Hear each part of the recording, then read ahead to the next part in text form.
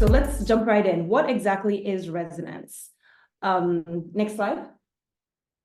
Awesome. So resonance is, there are a bunch of different descriptions for what definitions of what resonance is, but resonance is actually a word that comes a lot from like physics and chemistry. And next slide. So basically in the physics world, resonance is when one thing vibrates and makes another thing move, right? So you have these two things, one is a catalyst, one makes another thing move. So next slide, please. But of all those definitions, when we apply it to humans, we tend to be talking about the power to evoke enduring images, memories, and emotions. So things, when you say you resonate with someone, you're feeling what they're feeling, and it's kind of like you are vibrating the same way they're vibrating. Next slide. Okay, so what are some examples of resonance? My first example would be music. So sometimes you may be sad and you'll hear a piece of music and you just can't keep still. And you have to jump out of your seat and dance. Some songs you hear and they make you feel really, really sad. Music has a very resonant quality to it in that it can move us and make us feel things and change our emotions. Next slide, please. So when you think of, those are like real world examples. Sorry, if you go back one. So like one, I wanted to give some product specific examples of what resonance looks like in the real world. And when you've built a product with resonance, what that can look like. So there's a little YouTube video that I'm gonna play. It's about 30 seconds. So hopefully you can hear the audio.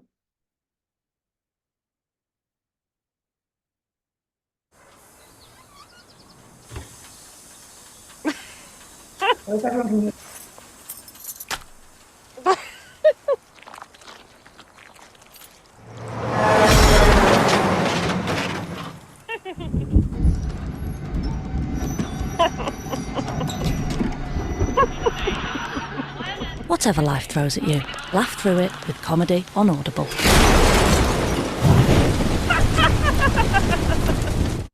Yes. So what, just tell me in the chat, what exactly, and tell me exactly what you related to. What are some things that resonated with you? So Claire, I noticed you said that that ad resonated with you. If you'd like to share what resonated, you can go to the next slide. Here's what resonated with me is like, I feel like everyone can resonate with having a bad day. Some days things just, nothing seems to be going away, everything goes wrong. The other thing that resonated with me is that I don't want to dwell on the fact that I'm having a bad day. Like, I'm a generally happy person. I need as many distractions from bad things as I can. Next slide, please. So, but when you watch that, it's just an ad. It sounds like, oh, resonance only makes sense when you're doing commercials, or maybe it's just for your branding team or your marketing team. Why does resonance matter when you're building products? Next step, please. Awesome, Claire. I love that you said when things are going well, books are there for you. I love that. So the reason why resonance is important when you're building product is because building products is not about tech at all. Even though we use tech to do it, it's not really about the tech, it's about problems. Building products and product development is all about using technology to solve real world problems. If you look at some of the very early versions of a lot of your favorite products, very little, if they weren't as fancy as you see them today, especially when they were validating the idea, very little actual tech was used. A lot of them use like very hacky ways to put together their solution to the problem, to know that it could scale, right? And to know that this was a problem worth solving. Next slide, please. Because at the end of the day, people don't pay for tech. Like if you're like me, who's like really techie and I like just exploring technology, you may pay for pure tech, but very few people do that. And even the people who do that are solving a problem for themselves in that they want to keep up to date with the latest thing, right? So it always comes from people's emotions, people's purchase behavior, all people's behavior comes from emotions. And when it comes to payment and building products, people don't pay for your technology. You don't pay for ChatGPT because it's cool and there's OpenAI. You pay for it because you can ask it questions and it solves your problems. People pay for solutions. And that's why it's so important to build products with resonance. And I'll go into that a little bit more. In Audible's case, and this is where we talk about like the case study of Audible, what she's paying for when she uses Audible is the ability to laugh on a bad day, the ability to go through the more boring parts of her day, such as cleaning or cooking or things that she doesn't enjoy, and have this thing that keeps her on track. That's what she's actually paying for. She's not paying for the sophisticated servers, the sophisticated licensing that allows Audible to exist. She's paying for this, what it solves in her life. And I think that's something that's really, really important about why you have to build with resonance in mind and with like your customer in mind.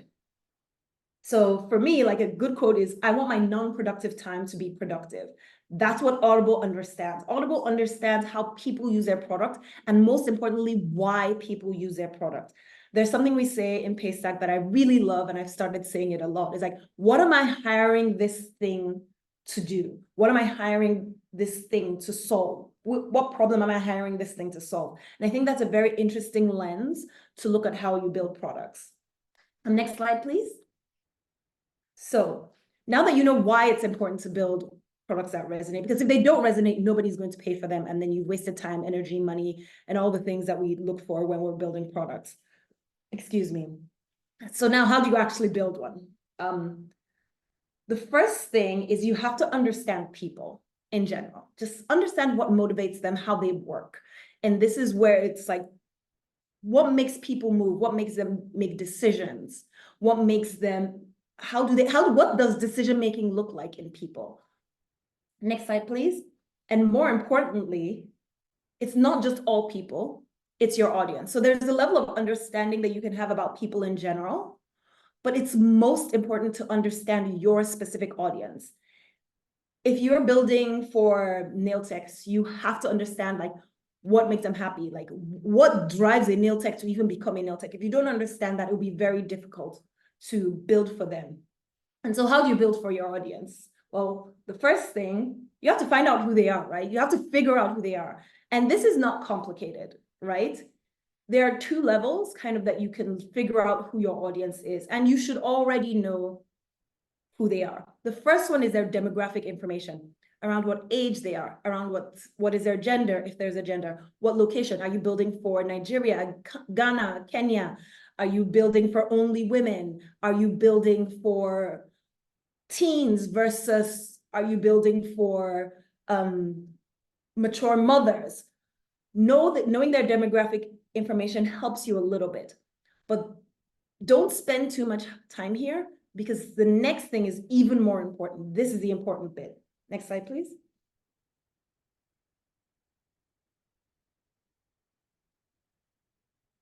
The next important bit is to learn about them is their what we call their psychographic information. So demographic is everything about like external characteristics. Psychographic is more about their internal characteristics.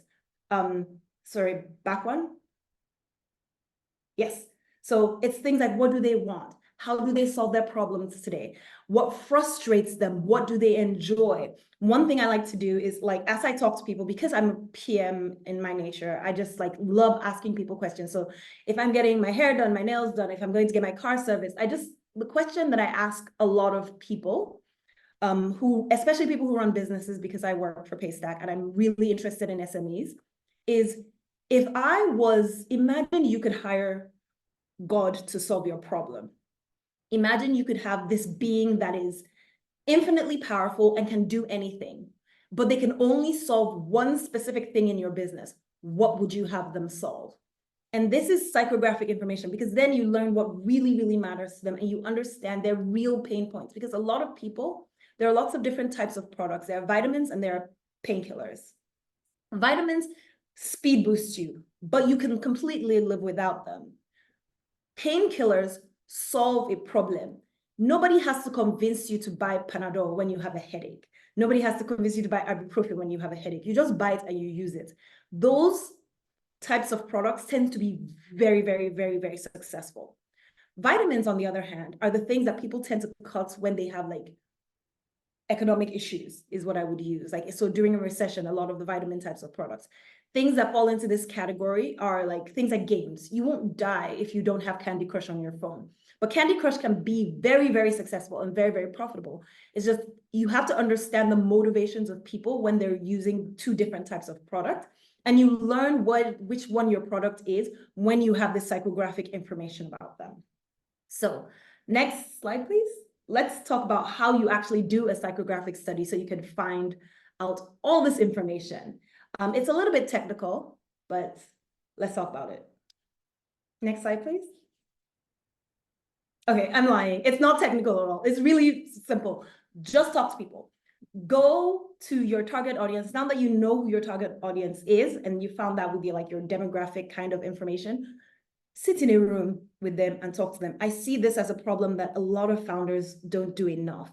They don't talk to enough people to challenge their own biases. A lot of people, especially if you are your own target audience, don't do enough just talking to people. A lot of times either they'll talk a lot or they won't talk enough. So talk a lot means they're going to a bunch of people, but they're only asking them questions that confirm their bias. So for example, you go up to somebody, you're saying you're trying to do psychographic research, and you ask them a question like, wouldn't you love it if you had to work less? That is a terrible question to ask someone, because the only answer you can get is yes. Nobody wants to work harder. Everybody wants to make more money. And it puts the answer to the question and it embeds it in the question. If you could answer the question yourself, then it's probably a bad question, right? Or what happens is that people go and do these studies and they spend most of the time talking. Ask a question, sit down, shut up. Let that person talk. If it takes them 15 minutes, if it takes them 20 minutes, if it takes them 30 minutes, follow them around with a piece of paper and a pen, a notebook, an iPad, and a stylus, whatever you want to use, a recording device, whatever you want to, you and them feel comfortable taking notes with. Just go through that process of just listening and listening and listening and listening. You can ask follow-up questions, but most people, when they're building products, don't talk to enough people. And what happens is that they end up just confirming their own biases. So I'm a huge advocate of just talking to merchants. I will just randomly pick a phone number out of our Paystack database, call the person and be like, hey, I'm from Paystack. Could you tell me about the top 3 things that are stressing you out? End of sentence. And then let them go. And then I may interject and be like, it doesn't have to be about Paystack. What is it in your business that's stressing you out? You tell me. And some of our really cool products are built that way. So next slide, please. So after you've talked to them, what does it let you do? There are 2 key things that understanding your customer lets you do. The first one, it helps you create innovative solutions. And this is important because as a product manager, as a person in tech, or as a business, as somebody who's trying to solve problems, you're listening with a different lens. So my nail tech may not know the newest technologies or how web technologies can help her business. But when I hear the problems, I can internalize them and say like, oh, this is something that you could solve with a tool like Zapier very quickly, and I can solve it for you then. The second thing that it does for you, and to me, this is the most important part, is that it helps you tell compelling stories. Stories are probably the most important thing in the world, and I'll go into that a little bit later. But let me leave it here, is that when you understand your customer, you can speak to them in their language, not yours. You can speak directly to their problems, and you can tell them how your solution will work the best for them, right? So those are the 2 things that understanding them lets you do. Next slide, please. So the next step is to, in the how you build innovative products. So the first one was kind of like, find out your audience, 2, understand them. And then the third one is the next step is like understanding how to tell stories. And stories are important because all of human society is built on storytelling. Every rule you've ever heard, every concept, every ad you've ever seen, every business you've ever interacted with, every family you've ever met, all of these are stories that we tell ourselves because that's how our social structure works. A wedding is a story of two people meeting each other and wanting to live the rest of their lives together. There's a reason why the gaming, the music, the entertainment industry is probably one of the biggest industries in the world, because no matter what, we love hearing stories, because that's just how our brains are wired. We've evolved, and what makes us powerful as humans is this ability to communicate ideas to each other via story. A good example of this is Apple. Apple loves to make you feel things, even though their products are not always the most innovative. They may wait 5 years to get into something like VR, but the story that they tell you about it is so compelling that it makes you feel like you want this product. Stories make you feel things. And so that's pretty much how you build products that resonate with your audience. You have to build things that speak to their problems, and you can only do that by understanding who they are. So next slide, please. So let's do a real life example.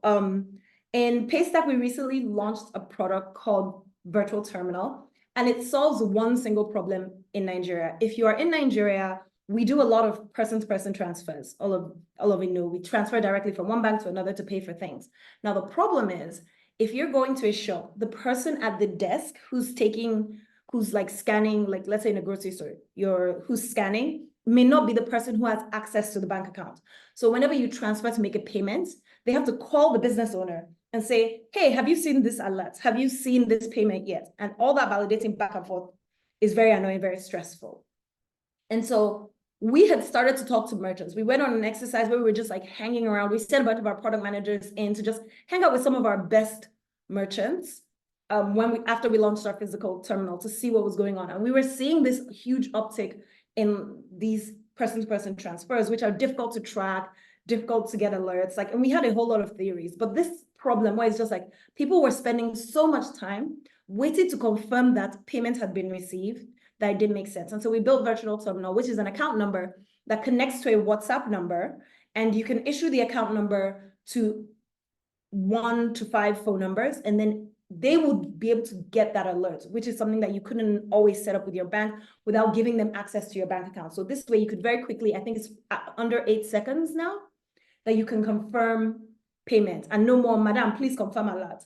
So that was a problem that we saw in the market. And because we understood our customers, and then we went on and we paired it with all this like processing power that we have and all the relationships that we have with the banks and how we can think of innovative ways to solve that problem, we came up with Paystack Terminal. And it's been one of our more successful products that we've launched this year. Next slide, please. So to summarize, how do you build products that resonate? The first thing is find out your audience and understand them. You have to be talking to them frequently, even if you are the target audience. So if let's say you're a pregnant mother and you're building for pregnant mothers, remember everyone's experience is unique. So talk to as many people as it takes. I say to myself personally that I'm not going to touch a product. I'm not going to write a single document about a product. I'm not going to do anything about it after I've had the idea till I've spoken to at least 25 people. And what this does is that it makes sure that I've captured just enough to know that this is first a real problem and it's not just a Temi problem, because Temi has many problems. And if I solve for myself all day, nobody else may want it. So you have to be talking to them frequently. And the reason why you can't just do this at the beginning and walk away is because people change, needs change. Last year, when we launched the physical terminal, there was a massive cash shortage around that time, right? And people's needs were different. Then everybody wanted a POS. Now it's kind of changing. 5 years ago, nobody was doing P2P transfers, at least not at this scale. Then NIBS released something, and now all of a sudden everybody wants it. Virtual Terminal acts differently in our other markets like Kenya and Ghana. So you have to be talking to different markets. And this is really interesting because Nigeria, everybody loved Virtual Terminal. They loved the fact that you could just transfer. When we went to Kenya and Ghana, they had a completely different set of requirements. So we're actually having to rethink the product based on what our merchants are saying. The second thing is to solve a real problem. And this is the problem. This is, to me, the thing that is so upsetting. So many people are solving nice problems, but are not really solving any problems, right? The thing about a problem is that it should be painful enough to your user and big enough to enough users that it makes sense to build a business around it. So, and it speaks to talking to a lot of people. This is why you talk to at least 25. If you can do 50, even better. You talk to a lot of people to make sure that this problem that you've identified actually exists across all or the majority of them. Otherwise, you'll spend a lot of time building something that only one person will use, or even worse, building something for 50 people that none of them use, even though they said it was a problem, but the problem was not painful enough. So you really want to say, so I do this by putting a ridiculous amount on when I'm asking questions. I'm like, okay, we've identified this problem. Can I charge you 50K a month to solve this problem? And sometimes they'll go, oh no. Sometimes they'll be like, oh, Auntie, please, if you can solve it for me tomorrow, take my 50K. Can I transfer it to you now? That's how you know you've gotten a winner. When people are eager to give you money, you know you're solving a real problem. The last piece is telling a compelling story. And telling a compelling story helps you scale. Because at the end of the day, you can't talk to every single person in your target market. This is where your branding comes in, your marketing comes in. Once you have that real problem, you can align all your branding, your marketing. Every time you're talking about your product, you can center it in this problem. So when we talk about virtual terminal, we use a phrase like no more confirming alerts anymore, because we know that that's what is really going to make somebody sign up for virtual terminal. We always use it from their lens, not our lens, right? We don't talk about things that don't matter. We don't talk about all the work that it took. We don't say like, oh, it's compatible with every bank. Everybody knows that. Nobody cares. Everybody just wants to know how long will it take. So you hear me say that 8 seconds a lot when we're talking about virtual terminal. And we can tell a compelling story. We now know that if we're building an ad, we're showing visuals of someone sitting down, getting calls nonstop during the day, trying to confirm different alerts from different people. We're talking to CFOs and doing this and painting that picture. When you have that compelling story, it really matters. And that's how you end up with ads like Audible. It didn't start from the branding or the marketing team. It started all the way back from the product team when they understood what problem they were solving. So I think that's it. That's my, I feel like I've spoken for a long time. Just to go back and highlight, there's something that I really like telling people. When people know that you understand their problems, they will pay you for solutions. Your first set of merchants, your first set of customers, your first set of whatever should be excited to pay you. Like that is what it means to build a product that has deep resonance, is that person that you're talking to will be excited to give you money to solve this problem.